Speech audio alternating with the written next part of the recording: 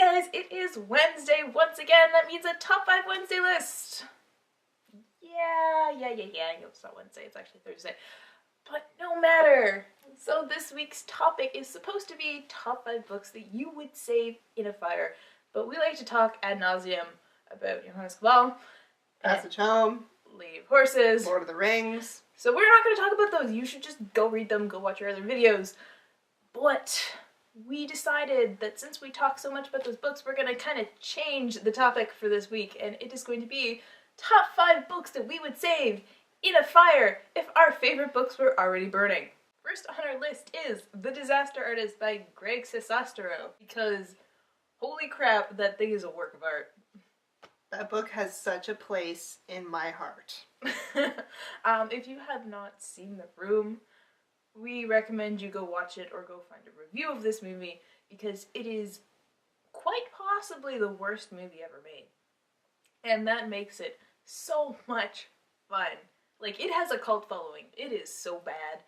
And so years later, one of the actors in this movie came out with a book talking about what it was like working on this horrible, horrible disaster of a movie with Tommy Wiseau.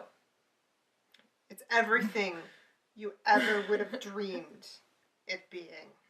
It was absolutely amazing. And so this book has just given us so many laughs. It relates to so many good memories for us that we both put it on the list as we would save this in a fire. We also did a review of it way back in the day when it first came out. Yes, we did. So I will link that down below. Second on our list is my entire Neil Gaiman shelf. Am I allowed to do that? Am I allowed to do that, guys? Okay, my entire Neil Gaiman shelf. I doubt I could grab my entire Neil Gaiman shelf, but if I had to choose, I would say American Gods. I would say either American Gods or The Ocean at the End of the Lane, because both of those books are signed, and I have very, very good memories of going to that signing and staying there till like 1 a.m. and finally meeting Neil Gaiman and trying to talk to him, failing, and having Neil Gaiman say, "I really like your shirt." At which I responded, "Thanks." Exactly like that. If I owned a Neil Gaiman book, I'd probably want to save it too. So there you go. If you haven't read anything by Neil Gaiman, I highly suggest you go check it out. The man is a magician. And American Gods is just so fun. And it's being made into a TV series by the guy, Brian Fuller, who did Hannibal and Pushing Daisies. And there are some scenes in there that you are going to want to see, because when that comes out, everybody is going to be talking about them. And Brian Fuller has tweeted that the certain scene that everybody's thinking that thought was going to be cut out is actually happening. So yeah, there's that to look forward to. Yes. Next on our list of books that we would save in a fire is The Raven Cycle. We've talked a lot about these books as well, but you know what? They deserve to be on this list, because watching them burn would actually be the saddest thing ever. I love Ronan. I know you do. There's just so much to love about this book. It's beautifully written. The characters are so memorable. The story is so much fun. Keeps throwing turns at you that you just never expect to see. And it's just so well done. And there's 4 of them. 1 more coming out. Hopefully this year, actually. October, I believe. Yeah. So we are in for a treat, and definitely grab all 3 of those and run out of the burning building with those. Next on my list is my full collection of Angel Sanctuary by Kaori Yuki. Now this is actually a collection of 20 manga, but it is in a box, so it'd be very easy to grab, and it's like a nice small... It's like the size of a baby. So if I can save a baby, I can save my books. Now if the baby and the box are right next to each other, I'm gonna have a very hard decision to make.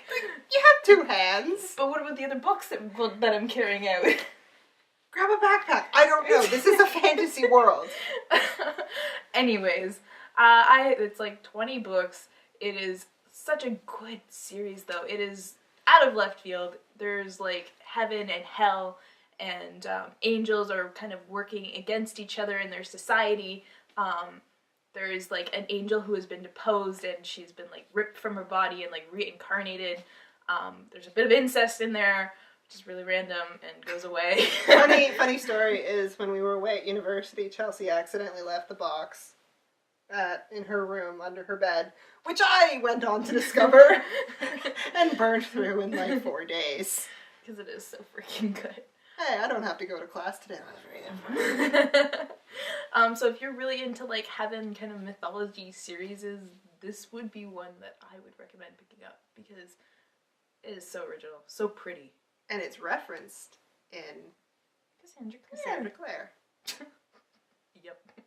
Random fact of the episode. Last on our list is The Princess Bride, and this book is definitely something that shaped my sense of humor. This book is so tongue-in-cheek and just critiquing the hell out of this genre, and I absolutely adore it. It's kind of like it's coming from a place of hate, and he's just kind of like, I'm gonna pull apart your high fantasy and your romance genres, because, like, look at Wesley and Buttercup, like, their relationship clearly is just, like, a going through the motions kind of thing, and they're just so freaking wooden, but I'm gonna, like, talk about this, and I'm just gonna make the funniest comments about it, because I can do it.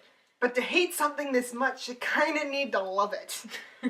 And that is definitely noticeable in this book. And the thing about this book that, if you haven't read it, it's an adaptation of another book where the author has cut out all the boring listy bits, because it's not actually a fantasy story, it's a historical novel about this country, and so all the historical stuff has been pulled out so you can get the interesting, fun story.